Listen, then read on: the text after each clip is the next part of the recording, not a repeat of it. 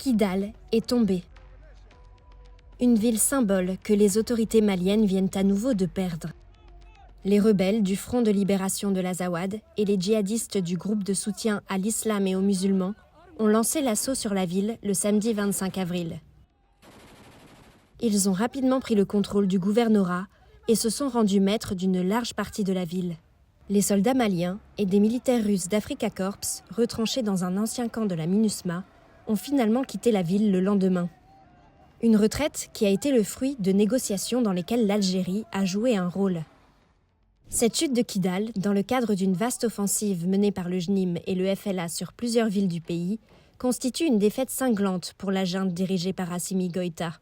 Kidal est symbolique parce que ça a toujours été le point de crispation majeur au nord du Mali, avec des revendications récurrentes d'indépendance, ou en tout cas de séparatisme de groupes Touareg, et que dans le cadre du conflit qui s'est réveillé en 2012 au Mali, Kidal a été un point de tension.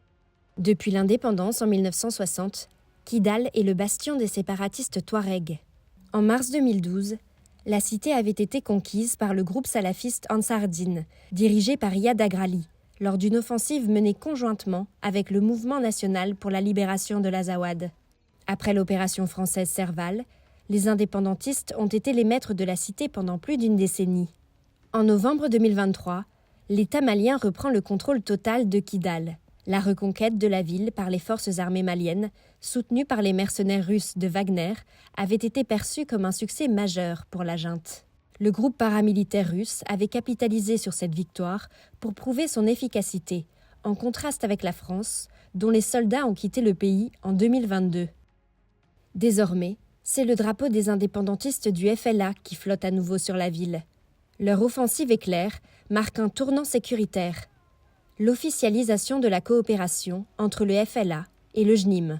La situation aujourd'hui est assez différente malgré tout de celle de 2012, puisque cette fois-ci, on a une alliance à nouveau assumée avec des attaques coordonnées entre deux mouvements qui n'ont pas les mêmes objectifs politiques, en tout cas ne les avaient pas jusque-là. Ce qui les réunit, c'est bien sûr l'hostilité à l'égard du pouvoir malien, de l'État central malien.